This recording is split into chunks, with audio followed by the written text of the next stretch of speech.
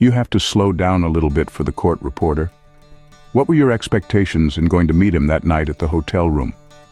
I didn't really have any expectations other than he had said, Keith had said, just come up here, meet up here, and then you guys can go downstairs together to one of the hotel had lots of really nice restaurants.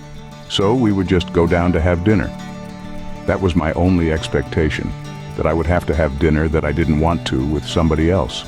Can you describe the first room that you saw when you entered the hotel suite? Inside the room? Yes, the first room you entered when you entered the penthouse.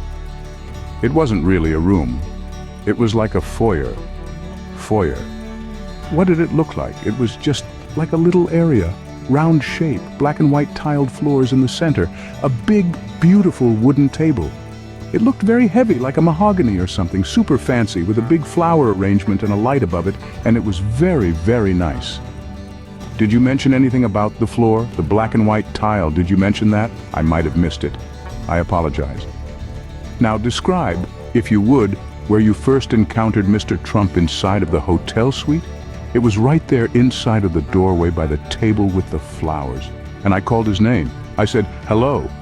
And he came from one of the main areas of the hotel suite. What? Did you notice what he was wearing at the time when he came to greet you? Yes. He was wearing silk or satin pajamas, like two-piece pajamas, that I immediately made fun of him for and said, does Mr. Hefner know you stole his pajamas?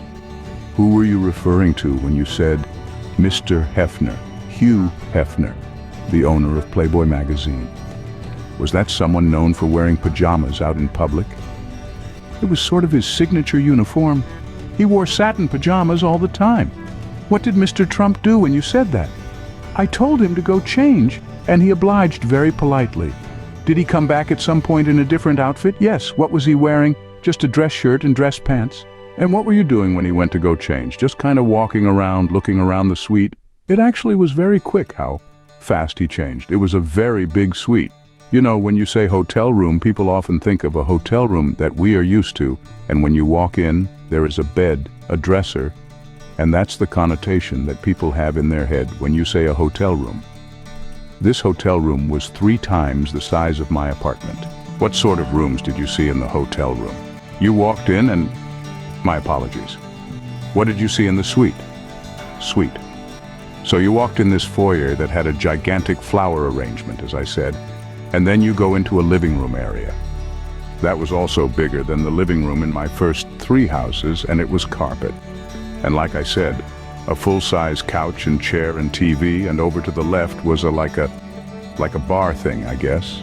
And then like another little room that had a table and chairs. It was almost a full-size dining room table with a full-size, some people call it a buffet, some people call it a credenza, depending on where you are from. It was all heavy, beautiful furniture.